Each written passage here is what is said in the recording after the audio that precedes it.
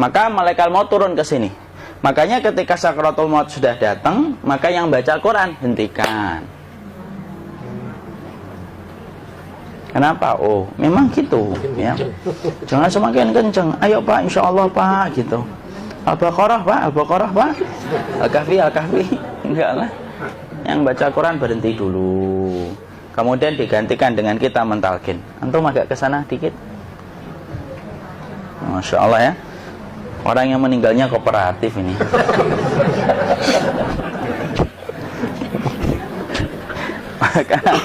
maka agak ke sini ya. Maka disunahkan kita untuk mentalkinnya.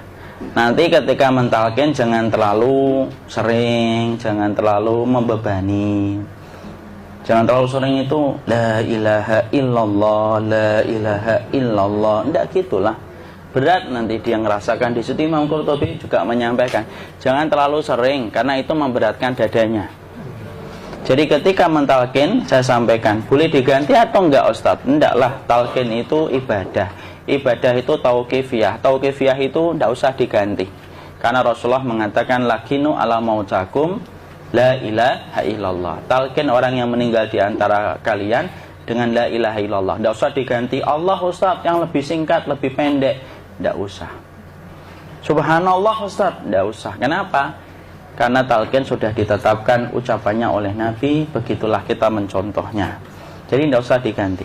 Cara mentalqin, jadi kalau keadaan sudah tenang, tolong kalau sudah sakaratul maut jangan ditinggalkan. Karena sesungguhnya pertempuran setan itu pada detik-detik kematian semacam ini. Dan betul-betul berusaha untuk menjadikan dia murtad. Nanti makanya di situ di buku nanti dibahas kan, pertempuran setan itu sampai detik-detik orang mau mati itu sudah ayo kufur, murtad aja tuh, kamu sakit kan? Nah, itu kayak gitu. Makanya jangan ditinggal. Capek gitu kok nggak meninggal gitu ya. Udah gantian mas. Dan jangan kemudian meninggalkannya. Mangkat dulu gitu.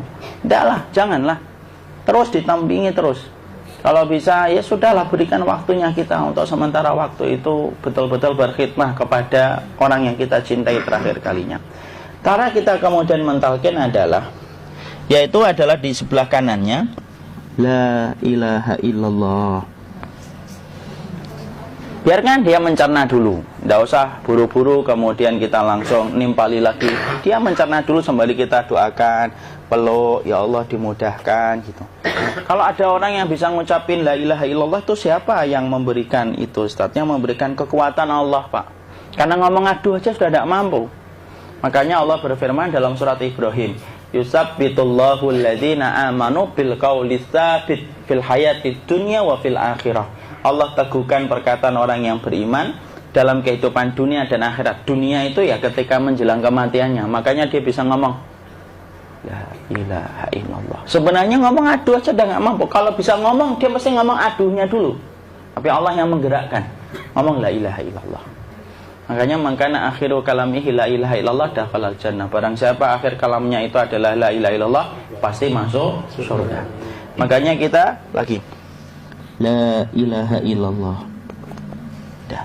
Cerah dulu. Enggak usah minta diburu-buru ya. Enggak usah gini. Ayo la ilaha illallah. Ayo.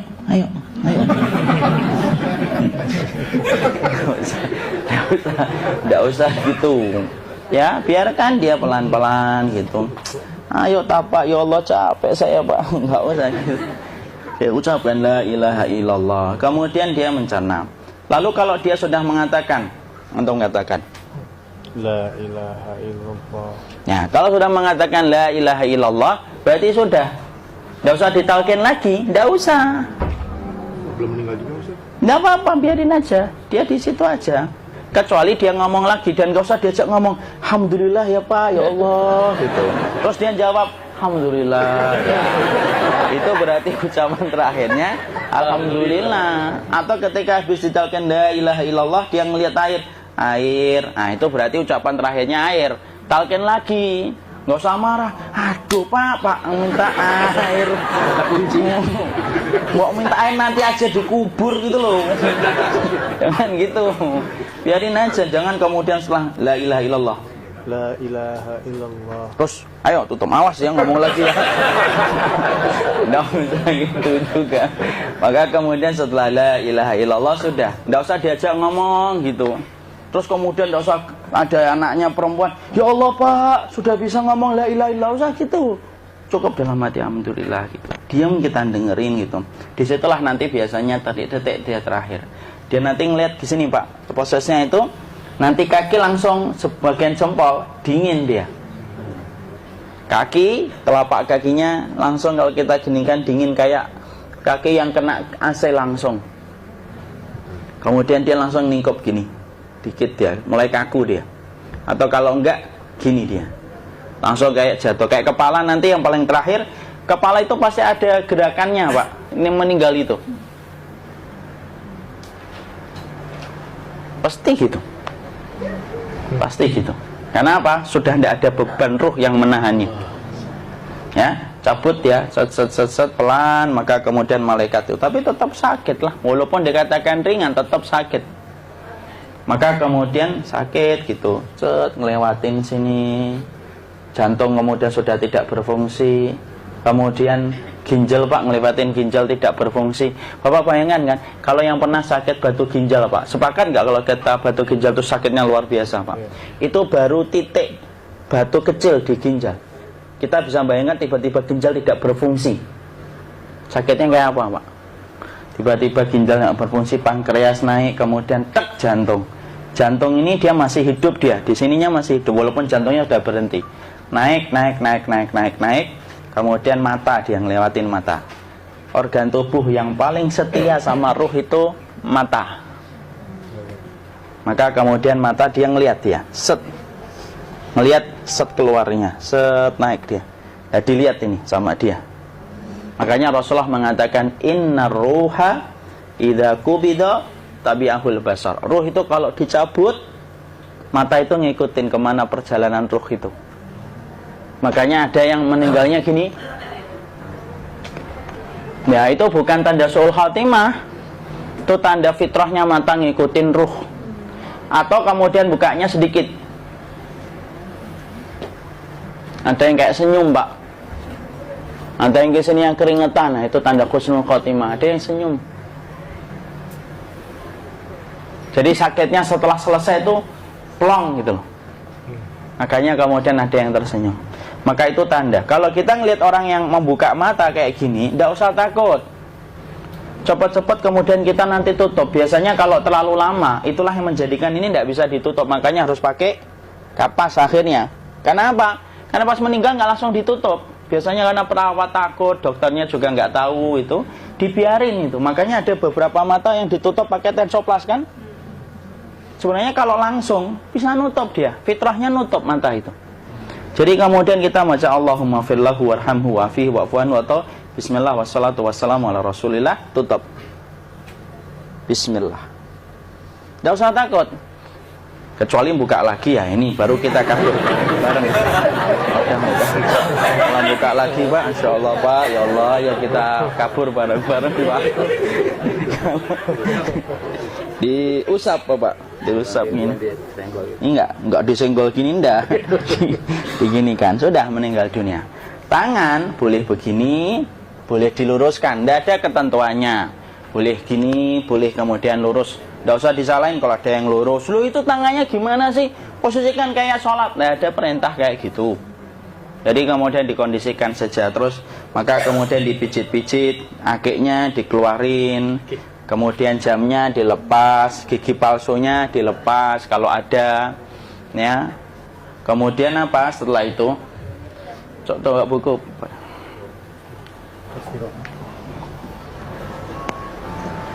Kemudian kalau bisa awal-awal, kemudian taruh buku atau sesuatu yang agak berat di perutnya ketika baru meninggal dunia. Kenapa kemudian ditaruh kayak gini? Bukan apa-apa, supaya membantu sisa-sisa pencernaan dia untuk keluar.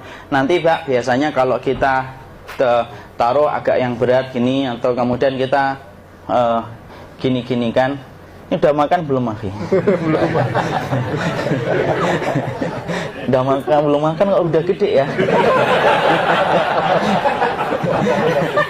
Maka pencet-pencet kayak gini biasanya nanti ketika dimandikan, nah pas dimandikan diginikan saja.